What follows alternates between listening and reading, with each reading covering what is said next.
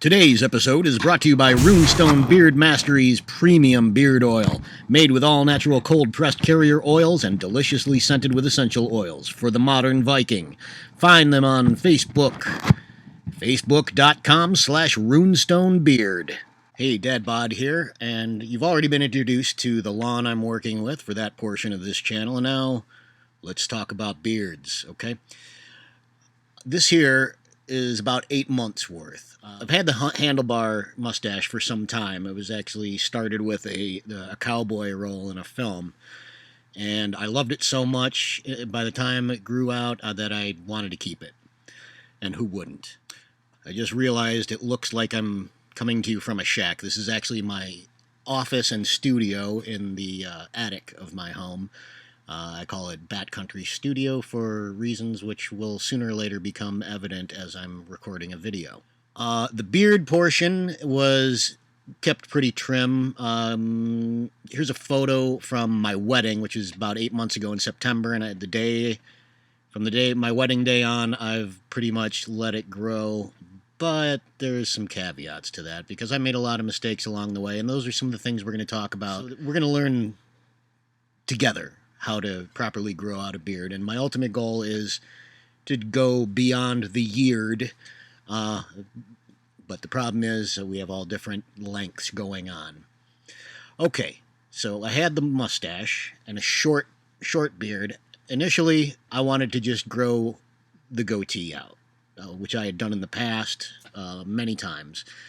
And then at some point along the way, I decided, you know what, I want a full beard. So, hence the much shorter length in there. So I figured I'd like to talk about probably about the 5 biggest mistakes I've made in trying to grow a full beard. Now, these mistakes might not apply to you if you want something that's a little more tame and more for a business corporate atmosphere. But I am trying to grow a yeared and beyond. And here are 5 mistakes to point out if you're also trying to do that. Number 1, trimming or shaving the neckline. If you're trying to do the yeared and or beyond, don't do it. I was trying to keep it neat, for a long time, and eventually realized that was taking away from the fullness. So it's probably been a couple months now since I stopped shaving that neckline, because you want this to be hanging down and no one's going to be seeing your neck anyway. Number 2, shaving the cheeks. If you're like me, you probably get, a stray hair here and there. Okay, pluck them, shave them, whatever. But I found I was, for a long time, trying to make very sharp, angular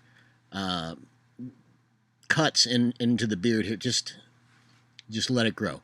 Just even if it's thin.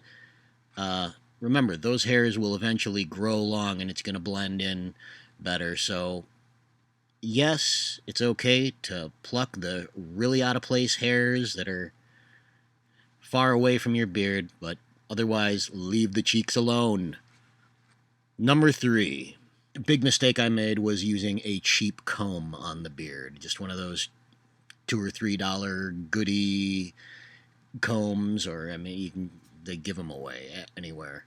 The problem with those is they're pressed plastic and they're cut by a machine, and if microscopically it's tearing up your beard.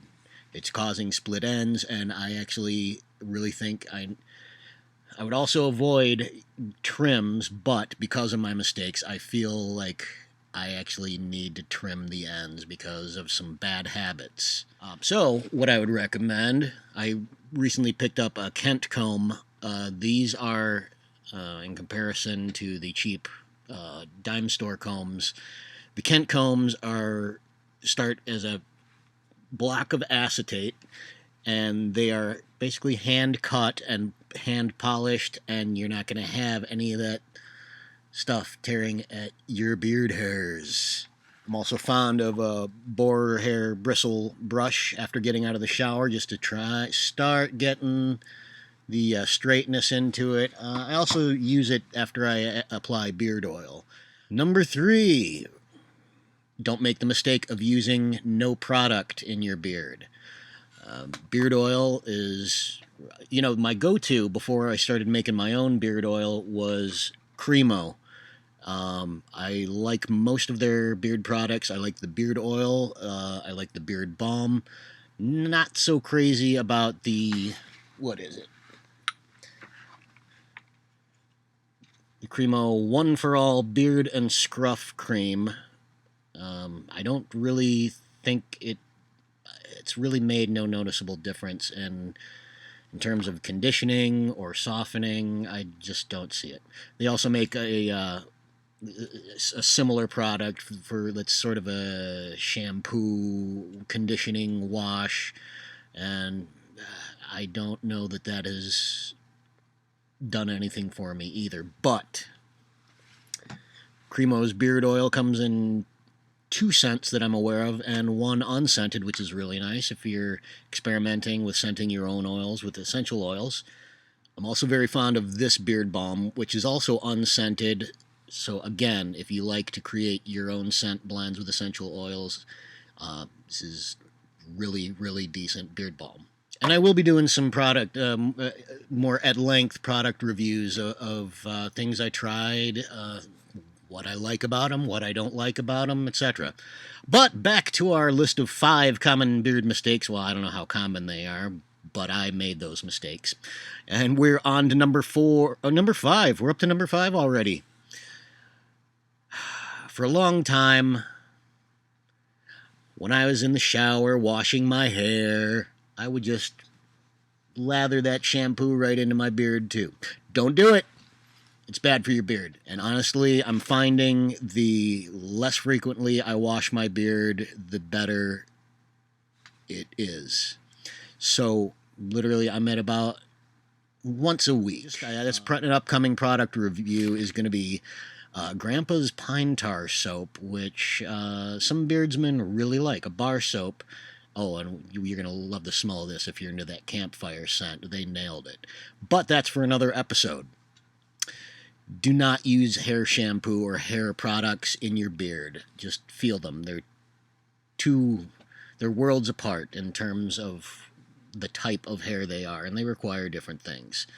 Again, don't use shampoo. What I actually consider, have started doing recently, and we'll do an episode on it, is co-washing, using a beard conditioner, or more often than that, I'm using coconut oil. When I'm in the shower, I'll put some on, and I'm doing that every day now, and let's see if there's any noticeable improvement. I think there is.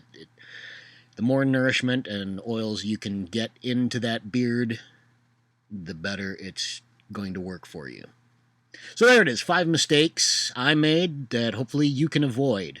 Thank you to our sponsor, Runestone Mastery Premium Beard Oil, now in 2 scents, Orchard Frost and Grandpa's Study.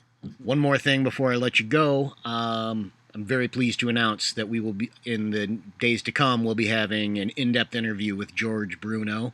Some of you may also know him as the Sultan of Silver. He has a channel here on YouTube called Gray Bailey where he discusses beard care, and that link is down below for you. He is a hair and beard professional, and he has the most gorgeous beard. And it turns out, for those of you who know me as a writer and director of films, it turns out Mr. Bruno is also an actor, so we're going to have a lot to talk about, and stay tuned for that in-depth interview.